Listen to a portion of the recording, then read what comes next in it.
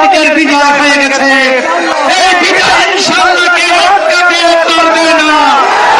এই সাধারণ ধর্মের যারা রয়েছে আমি তাদেরকে আহ্বান দিচ্ছি, বিএনপির কাছে আপনারা শতভাগ নিরাপদ।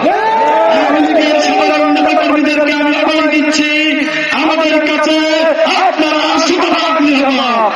আমরা আহ্বানিত করেছি, প্রমাণ দিয়েছে এবং যারা চেয়ারম্যান ছিল, মেম্বার ছিল, তাদের কাছ থেকে লাখ লাখ টাকা চাঁদা নিয়েছে।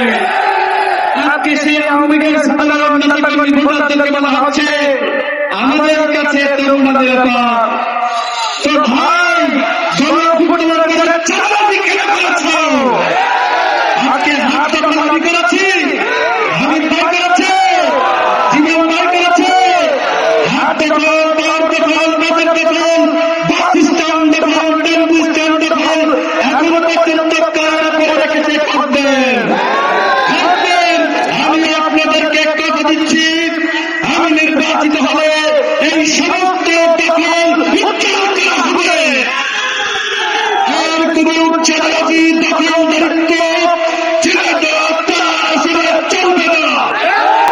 সন্ত্রাসী কার্যক্রম বন্ধ করেছেন সাবেক এমপি আমার সাহেবের মার্কেট কারা দখল করে রেখেছে, একটু খবর। আজকে আওয়ামী লীগের চেয়ারম্যানরা কেন্দ্র পরিঘর ছাড়া তাদের নামে মামলা করে দিয়েছে, একটু খবর। হামিদ ভাই দেয় না, আমাদের ভিপি ইসলাম ভাই দেয় না, কারা দিয়েছে? সবাই জানেন। সাংবাদিক ভাইরা, আপনাদের লিখতে নিউজ পেপার করতে কি ভালো লাগে? আমি রাশেদ খান।